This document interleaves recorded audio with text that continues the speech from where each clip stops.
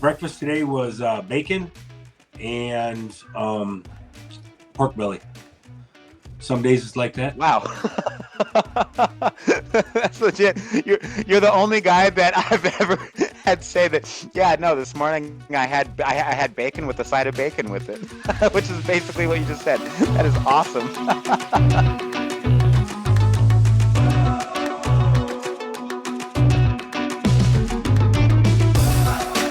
Hey, winners, and welcome to episode 268 of the SuperSetYourLife.com podcast. This is your bi-weekly dose of entertainment, education, and inspiration to fuel your life inside and beyond the gym. And I am your host, Coach Colt, joined today by Michael Langley, who is from the Dallas-Fort Worth area. And he's a very, very good friend of mine who has recently lost 50 pounds while curing his type 2 diabetes, as well as fixing his high blood pressure and eliminating his fatty liver problems. He's had so much success with his transition to a meat-based diet that I just had to reach out to him and ask if we could get it on recording. Mike, welcome to the show, sir. Thank you. Absolutely, man. So, what'd you eat for breakfast today? Breakfast today was bacon and pork belly. That was it. Bacon and pork belly. What, bacon and pork belly, not bacon or pork belly. Holy crap. Okay. So what was it like, man? How'd you make it? Pretty thin, so I added the pork belly. I was craving a little more fat this morning. Some days it's like that. Wow. That's legit. You're the only guy that I've ever had say that. Yeah, no. This morning I had bacon with a side of bacon with it, which is basically what you just said. That is awesome. Cool, dude. So you lost 30 pounds before going carnivore. What was working for you before then? Well, when I originally got diagnosed with type 2 diabetes, I went on the old chicken and spinach starve yourself diet, and Yeah, I've been there. 320 some pounds and I was eating 1,800 calories a day, and I was starving every day, and I lost some weight, and I managed to keep it off. I thought I ate pretty healthy, lots of vegetables, chicken. But yeah, I mean, that didn't last though. Couldn't do it. Right. Yeah. Eventually your hormones keep up with you, right? Or catch up with you, right? So what made you decide to go carnivore then? You hit like a plateau or something? No, I just I'd given up. You know what? I needed to do something. I had been diagnosed with HS. I went in to get skin cancer check because I work out in the sun, and I just happened to ask him about the boils under my arms, and he's like, "Oh no, that's those aren't boils. That's HS, or I don't know if you know how to pronounce that or not. No. Something. Basically, it's boils, and they get infected, and they go from one sweat gland to another. And I was Right on. Yeah. When I was typing up your bio, I typed in HS, and then I was hoping you would explain that to me because I don't know what it is. So now I'm learning. Okay, cool. Sounds good.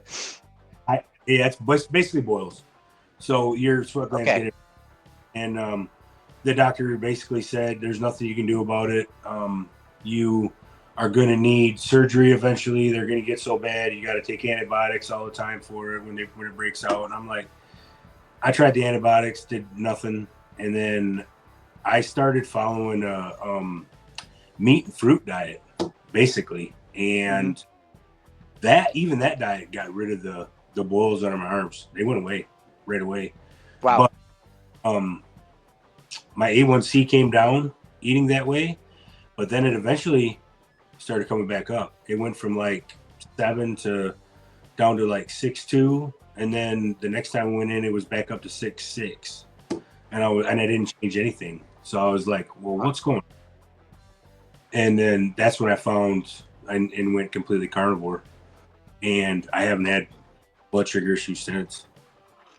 I'm not surprised that that condition that you were just describing improved, even with the fruit still in your diet. Normally, I avoid fruit personally, and I avoid it with all of my clients because I'm a bodybuilding coach, and like most of my clients are bodybuilders, right? And so the only issue that I really see with fruit in my diet has nothing to do with health. It's just strictly body composition.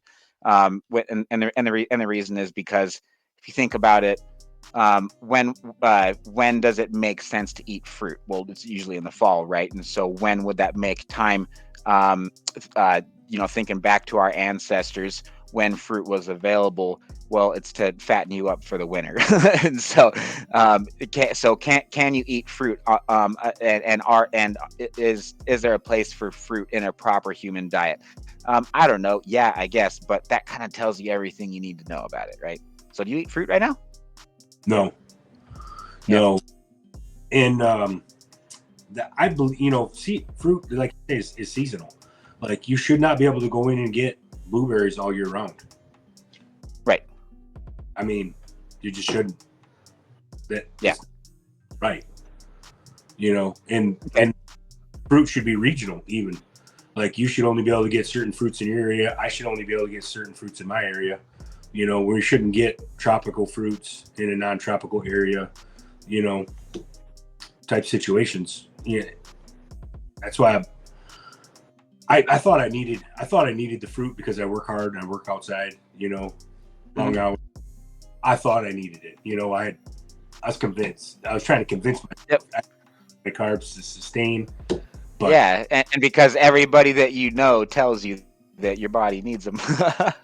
Oh yeah, it's they'll argue with you to the death that you need carbs, and you don't. Yep.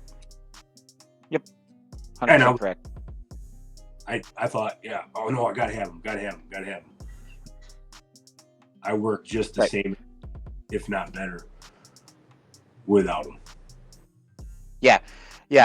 I'm considering having the first high carbohydrate meal of my life in 7 weeks. Excuse me, not my life, but within the last 2 years, though, I haven't had a single meal that is more than probably 30 or 40 grams of carbs in years now. But I think especially after checking in with my coach, Coach Rich, he and I co-host Carnivore Coaches Corner together. I think we're going to put him in like towards the end of my prep, but that's strictly for performance reasons and strictly for physique reasons. Nothing to do with health. As a matter of fact, I'm kind of not looking forward to it because I know how I feel when I consume meals that have lots of carbohydrates on them. So, what advice do you have for people that are thinking about starting the carnivore diet, but they're scared about whether or not they'll be able to stick to it long term? I would say, if you're somebody that can moderate, go into it slow. But if you just dive right into it and go 100%, it's just like anything. Some people can moderate. So some people can actually cut themselves back and not shock themselves so much, and For sure. But if you can't do that, I mean, you just dive right into it and it's not bad. It doesn't like where you're craving carbs. A couple at the most. For me, it was anyway. And I mean, being type 2 diabetic, you crave sugar. Like, your body loves that.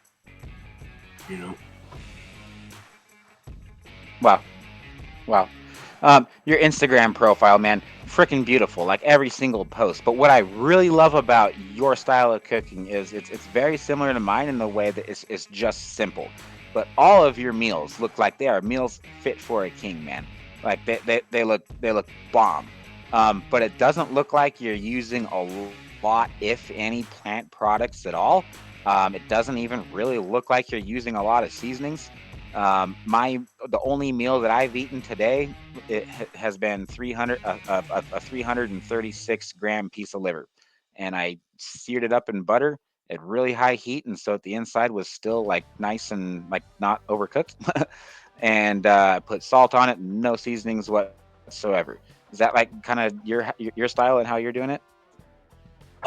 I do salt mainly, and I like to season a little bit with maybe a little bit of fresh cut up onion in like a bowl or something, ground beef bowl. But I don't get into seasonings too much. I just don't. I don't crave them. I guess I don't know. Yeah, yeah. That's kind of the biggest complaint that I get is for people that are new to the carnivore. That's like, what? Like they haven't even done it yet. And I'm like, I'm just asking you to eat, to even just take out the seasonings. Just try it with just natural sea salt and tell me how tell me how your steak tastes then. And yeah, man, my wife has gone pretty much away from using all seasonings because she's mostly carnivore, and I find that most carnivores just kind of go away from everything except for sea salt, even pepper. If you have a good piece of meat and you're on the carnivore diet and you're at that level to where you are fat adapted and your gut has gone through the changes that are necessary, and so your gut microbiome is different, and so you can more efficiently digest large quantities of red meat. I just find that the whole goal should be to bring out the best flavor of the meat. And if you have a whole bunch of other ingredients besides salt, then it just gets too cloudy. And so you lose that intuition within your own body, but I think you also lose part of the dining experience too. Yeah, I mean, there's nothing better than just a steak with some Redmonds, or I'll even sprinkle a little Malden on afterwards. Yep. That's perfect. I don't need anything else really. We have bought some of the other Redmond stuff, but we don't use it really. Yeah, you do. You do lots of burgers, like a ton of burger patties, man. And it looks like you go out a lot too. So like, where are your so like, how do you stay carnivore when you travel? Are you looking for what I always recommend is Wendy's. And if you're just looking for like a quick place to get some meat or something, and it's like, oh well, I'm traveling, I don't have time to like sit down and have a ribeye or something. I'm just gonna grab this snack at the gas station. No, come on, that's bullshit. You're better than that, right? And that's kind of what I see on your profile. Like you're setting a pretty cool example that way. So what does it look like for you in terms of making sure that you're treating your body like a temple, and that you're sticking to a meat-based, a species-appropriate diet, but while you're traveling? Well, I only go to places that got real meat. I'll do if I'm out and about. I run around this whole area working day, so I'll stop it in and out. But I try to be the very first customer, or get there shortly after they open, so there hasn't been too many meat patties on the grill. You guys are so lucky that you have In-N-Out there. So good. I try to get there as early as possible so that the grill hasn't been salted a lot, and I ask for no salt, and I carry my own Redmonds in a glass jar. Oh, good stuff. And I pretty much do that everywhere. That I, if I'm out of Texas, I'll grab another place that, Whataburger, Wendy's, every now and then McDonald's. I don't really trust McDonald's, but their quarter pounders are supposed to be all beef. And I just do the same thing, no salt. Yep. And the worst prepared burger at even a place like McDonald's is still better than the healthiest salad at your local health store. Oh yeah, saying that. 100 stuff, man. Yeah. Do you like make your kids eat this way? Like, do you deprive them of like sugar and ice cream and cake and like that kind of stuff? We don't completely deprive our boy of a little treats every now and then, but like tonight I had chuck eye and a little bit of macaroni and cheese. We don't. We're actually taking him from one daycare and switching to another because we don't like the way that they feed him at the current daycare, and we can't provide his own. Really? They like their typical, it's sugar, and then sugar and sugar, pretty much all from like the time they get there to the time they leave. And we actually found a daycare that does not give them any food. We provide all the food, and we're sending him to that here in another. It's only a couple weeks away, So we'll get to prepare. That's awesome, man. Good for you. Good for you for standing up for what's right and saying you know what? No, this isn't okay. I don't care what society says that I should be feeding my kids. I know damn well what they should be and shouldn't be eating. And that's not gonna fly.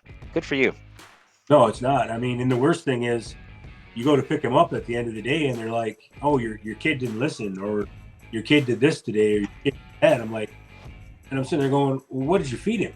And then you look at their menu for the day, and the first thing they started off with was pancakes and syrup. Yeah. I mean, and you expect the kids to act right and listen to you when you feed them full of sugar first thing in the morning? They're not gonna. Yeah. Yeah. Our son is on the autism spectrum, and his brain literally grows legs and leaves when he eats sugar, and I'm kind of the same way. So I think I'm a little autistic too for the same reason. But some people are very sensitive to it, and some people not so much. My wife is much less so, and my daughter is much less so. Like my daughter, she'll eat an ice cream cone and be just fine. Me, no, I'm taking a nap. My mood's off, brain fog, bam, there it is. I just had no energy afterwards, right? Yeah. And my son, same thing, man. Like it's just you can see it. Like you can see it on his face. Like he just can't focus on anything. And when his insulin spikes and when he gets that sugar crash. And so I just think, yeah, it's a joke that we're told that we need carbohydrates in the first place, and that should be your and that should be your go-to fuel source. Wow. No, I mean, we're not born that way. Right. Yep. Have you if your kids ever asked, has your son ever asked for broccoli at a meal? Asked for a side of broccoli or anything? No. But if I ask him in the morning, like this morning, I actually stayed home with him today because they said he had pink eye, or we had him checked out and he didn't, but we still ended up having to stay home with him from daycare. I asked him what he wanted this morning for breakfast, and he said steak. Nice. Tell him that for whatever it's worth, Colt's proud of him. Coach Colt from Montana is proud of him. I mean, you ask him on a Saturday, whenever we're feeding him, you ask him what he wants, and he'll say steak. Yeah. So you do a lot of bakes or what looks like bakes in here. So what's this one that you made 4 days ago that has it looks like it's a bunch of ground beef with a couple eggs cooked on top of it, and then a bunch of bacon crumbles. God damn, that looks good, dude. Cheeseburger casserole. Yeah, cheeseburger casserole. We just took some ground beef, and it was actually some local ground beef that we picked up and fried up 2 pounds, and then put it in the pan, covered it with cheese. You know, I was thinking, I was like, man, I probably should cut back on my cheese a little bit, but now that I look back, I should have added more cheese to that deal, because it was cheese on top of there, and then I stuck it under the broiler, and then we cooked the eggs sunny side up, put the eggs on top. You know, of course, I'd already had some bacon cooked too. We just crumbled the bacon on top of that. It was pretty good. Yeah. Awesome. There's a lot of carnivores that are fans of dairy and a lot of carnivores that are not fans of dairy. I tend to fall on the being a fan of dairy crowd. I think if you're not a fan of dairy, you probably have a couple screws loose, but whatever. Have you ever tried or cut out dairy for any reason in particular? I've cut it out, and it just makes life miserable. I mean, I like cheese. I don't know. I just like cheese. Yeah. You know, I probably won't. Me too, but butter is more my thing. But yeah. Yeah, butter. I like butter. You know, cheese. I'm not going to cut dairy out anymore. I might limit my cheese from time to time. Just quantities all at once, but I don't know, because once I get into some cheese, I can really, you know, before you know it, you got 8 ounces of cheese eaten. You know. Yeah. a bad deal. I love it. Your shirt says 100% not vegan. That's hilarious, man. Where the hell did you get that? My other Instagram is Stay Beefy, y'all. I got wife's been making these up. I've been putting them on there. Oh, so you guys make those? Oh yeah, yep. Make them. We got them on TikTok too. Oh, rock on, man! Those are legit. Those are so cool. Where can people find them? It's Stay Beefy, y'all. This one, so you can get it at staybeefyyall.etsy.com is the actual site, or TikTok is Stay Beefy, y'all too. You can get them on there too. Nice. How do you like? Yep. How do you like TikTok? I'm just gonna ask you. Yeah, man. How do you like TikTok? Because I'll put the same post, a carnivore post, on Instagram, and it'll blow up in a good way. and it's like I feel like a hero. And I'll put that same post on TikTok, and I get eaten alive, man. I don't know. I got no friends there. It's like nothing but the vegans that I'll gang up on. Even more reason I should get one of those. I don't have any friends on there either. You know, I do I started on there, you know, get up and go do something. And one time, you know, it'll get a bunch of views and a bunch of good comments. And the next time it's like flat. I don't know. I haven't figured out TikTok yet. I think there's like you got to post at a certain time or something, or I don't even know what's going on in that. I just started. Well, when you figure it out, when you figure it out, you let me know. I'm struggling. Let's see. There's a question that I was going to ask you, and I'm sorry, man, I forgot what it was. Meal timing. I've been doing. I actually just wrote an article for The Fittest magazine, and so basically the reason that I did was because we talked about intermittent fasting. Rich and I did on Carnivore Coaches Corner, and we had a bunch of people saying, "Whoa! I don't agree with this, and I don't agree with that. What do you guys mean with that?" So basically, the last two sessions on that show, we've been kind of like addressing like all the responses we've been getting. But yeah, man, I'm just kind of curious. What's your take on intermittent fasting? Do you think that do you think that you should spread all your meals throughout the day? Is that something that you do, or do you eat like more one meal a day? Do you ever do fasting? Yes. What I really like doing is I like to do one meal a day until I wake up that one morning and I'm just hungry, or I'll split it up. Like I'll meal a day for a week, and then I'll hit it where I'll do every 12 hours. Nice. I'm so glad you said that, because that pretty much summarizes everything that Rich and I said. Like at the end of the day, like just now after my check-in with him is, it's great. It's wonderful. It's not really the magic fountain of youth, though. For some people, yeah, there's a great time to do it, but follow your intuition. If you're eating the right food, you can trust yourself. You know when you're hungry or not. If you're hungry, eat. If you're not hungry, don't eat. Well, it's lunchtime. Yeah, but it doesn't mean that you have to eat. If you're not hungry, then eating is a bad idea. Well, I'm going to be twice as hungry at dinner. Yeah, have twice as big of a dinner. That's okay. But you can't get to that. But you can't get to that level if you're forcing meals at certain times. Would you agree with that? Yeah, no, that's why if I wake up in the morning and I'm hungry, I'm doing 2 meals that day, and I'm split it up 12 hours. I'll just eat 2. I mean, but if I wake up and I'm not hungry, I might go all the way till dinner, you know, or I might stop In-N-Out burgers. Definitely.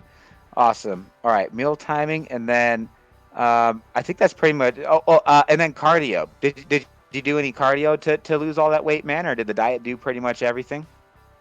No, I was always, believed that you really needed to do cardio. I already know what you're gonna say, just because I know it's typical. But sorry, go ahead. Tell me about why you don't do cardio and how awesome it is that you were able to lose that weight without cardio. It's great, isn't it? If you do your diet right, you don't even have to go to the gym, man.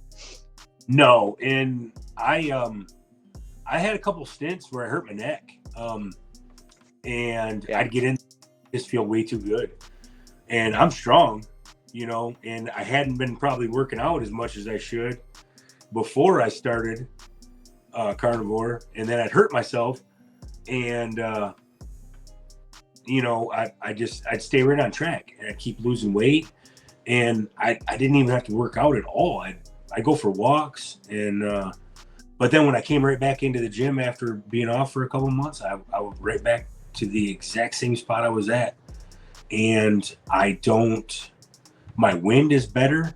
You know, it's like I don't run out of gas.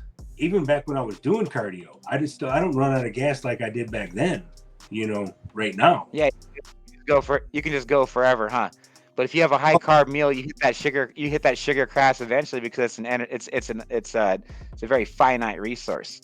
But your own body has so much of its own body fat. Even if you're really lean, even if you're shredded, you still have a lot of body fat that you can pull from if you have to. But as long as you're eating carbs before your endurance training, good luck. Yeah. Oh yeah. Cool. Yeah. No, cardio. I don't even think I you know, I did. We went on vacation, and I just jumped on an elliptical, and I hadn't even been on an elliptical in years, and I ran, you know, on there for 30 minutes and got off, and I didn't even feel like I'd worked out. So I mean, I don't think just going there to pump iron. Yeah, the only exercise that I did on Sunday was the only cardio that I've done in actually quite some time. I did I don't know, probably like a 8 or 9K run between church services. I played bass at the first church service, and I hit all the right notes, which I was pretty pleased with, because we had an electrical shortage. So like, basically, long story short, it was tragic. I wasn't able to use my own guitar. I had to use the church's guitar, and this is like last minute. So like, basically, I was nervous as F before the church service, and I was really pleased that I actually like did a good job with all the songs. And so we have an hour break between services. Went for a run, came back, nailed the second one. But I needed that peace and kind of mental clarity, and so I think I was able to tap into like a little bit deeper ketosis while I was on my run, take some deep breaths, pray a little bit, and then I was more relaxed for the next one. And then after that was carnivoreathon. That was on Sunday, so pretty packed day from start to finish. But my mindset the entire day, man, was like, if I want to be mentally sharp, and if I want to be able to, you know, perform and do stuff that's like not bodybuilding related, it's still the same thing, man. Your body's a temple. And I know that I function best on ketones, and it's just great having a conversation with somebody else that, is kind of the same way, because like we were talking about before we hit the record button, like there's not really a whole lot of carnivores around me, man, unless there's somebody that I'm coaching. You know, like just most people around here. I guess it's kind of rare to see somebody that's on a diet, let alone the carnivore diet. So good talk, man. Really, really good talk. You're carnivore for life. This isn't a crash diet for you. This is a lifestyle. Yeah, no, I don't like having diabetes, so I'm gonna keep doing what I'm doing. You know, Proverbs 26:11. So as a dog returns to its own vomit, and a fool repeats his own foolishness. Yeah, man. It's like, if you feel good, then why would you go back, right? Exactly. I mean, you know, I eat, and I don't have to starve myself. I don't have to count calories. I don't have to count how many carbs I'm eating. I don't have to, you know, I eat meat until I'm full. Yeah. And then, you know, it's pretty simple. I'm out of energy. I don't eat dinner and want to lay on the couch and go to sleep, you know, and I fall right asleep at night. You know, I remember back when I was eating whatever I wanted, sometimes you go lay down, especially having diabetes, you lay down, and then at 9 o'clock, and it might be 1 o'clock in the morning by the time you get your butt back off the couch because you had already got up and went out and watched TV for hours. So you could actually go to sleep. Your blood sugar comes back down, and then you could go to sleep. I don't have to worry about that. I mean, I'm out within like a minute and a half. You know? Out. Wife's probably mad at me for that, but you'll get over it. Have you noticed any improvements, just of curiosity, in like mental health, like anxiety, lack thereof, anything like that? I don't know. Like, have you ever like been through depressions before, and like maybe seen less of that since your transition? Well, anxiety, type 2 diabetics, when their sugar's high, they get anxiety pretty bad. And mine would get pretty couldn't handle stress at all. Like, you don't even know what to do with yourself when your sugar's high like that. You get stressed out at all, and you don't know what to do. Same way. I don't have to worry about it at all, at all. Yeah. And I try. I've dealt with anxiety off and on. Rich, my co-host of Carnivore Coaches Corner, him, same thing. And for us, it's like that's one reason enough to never go back to a high carb diet either. It's been helpful for me in that area too. So that's why I asked. Yeah. No, we let our boy eat fruit and stuff, and if he's sitting next to me and he wants to hand me a blueberry or something, he's 4 years old, I take the blueberry from him, and but I don't. That doesn't bother me, if I get one blueberry, from him or whatever. But no, I'm never going to go back to it. And I eventually want to teach him, hey, you probably shouldn't be eating fruit, all year round. You need to be eating this stuff in season, and local vegetables and local fruits, But he's 4, so he doesn't understand none of that yet. Yeah. I said, for whatever it's worth, in my book, I think you're an A+ dad with the way that you're handling it, and so I hope you think the same of me too. Yeah, we're not perfect over here either. Like we have times where like of course, like we'll take them to the ice cream place, and like I know that their attitudes, like particularly my son, aren't going to be the best at the best the rest of the day, but they're kids at the end of the day. Me, I ain't gonna do it. I'm on my phone doing a phone call, or like I'll get a burger patty or something, or I'll hang out and play and talk, or play, or make sure the dog isn't getting out of control. But like I'm not gonna eat ice cream with them, and nobody cares. That doesn't take away. They don't care if I'm eating ice cream. They care if they care that I'm there and that they're eating ice cream. Those are the two things that they care about. So. Yeah, we had Father's Day, and I went up there with him, and he had a couple of donut holes, and of course I didn't have any, but I sat there with him. We had fun.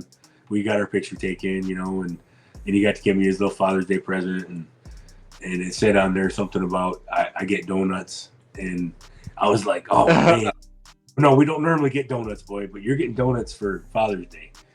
I love it.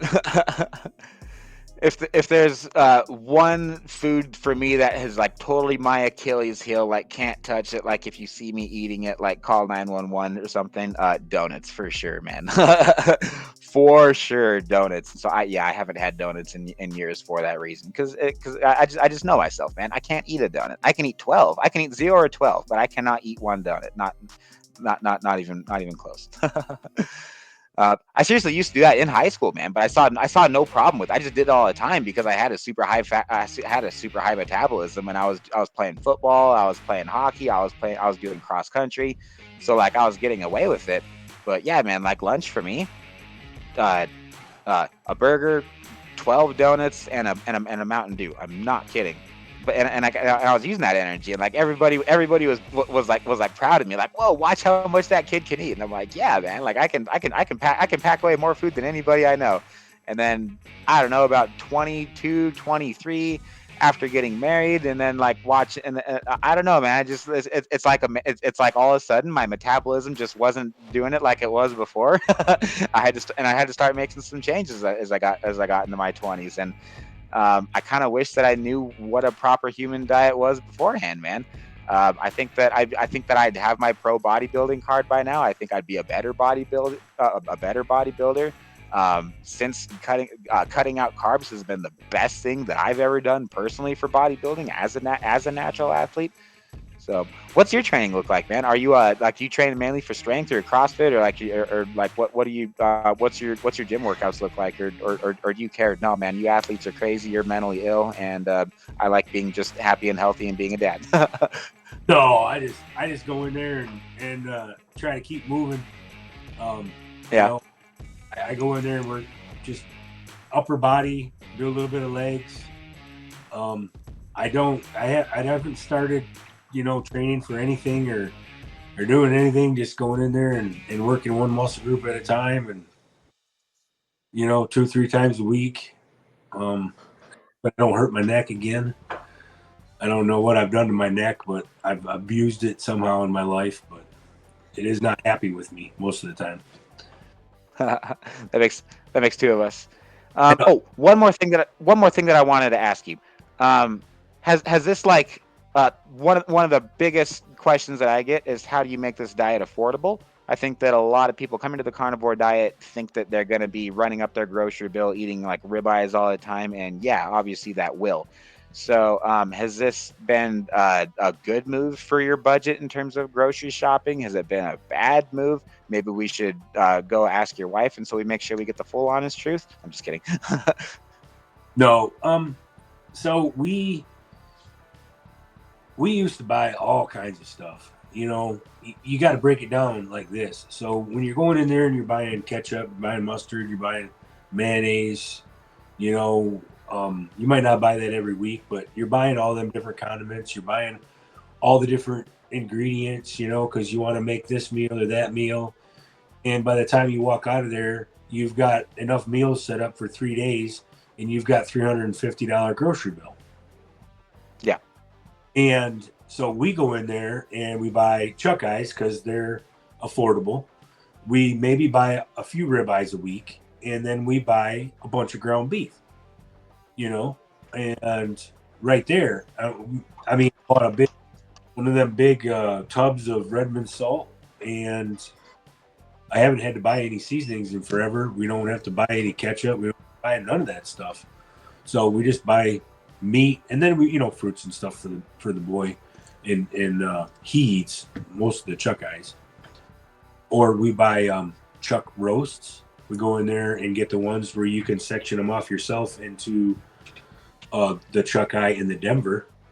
So you can pretty much 4 steaks per chuck roast and some meat for you can grind up into burger. And we just do it like that. And it's actually, if we don't go and buy specialty steaks a couple times throughout the week or weekend, we pay less for groceries than we did before. And wow. Yeah, I love, you know what, I can say the same thing too. I think doing anything intentional with your diet is a step in the right direction in terms of what that does to your grocery bill. I don't know. I think of when I was on the paleo diet, actually, and I was all about the organic food, the organic spinach, all the bullshit that, like, all the paleo people are like real big fans of, organic sweet potatoes, all that. Now, man, I'm spending less than $5 a day on food.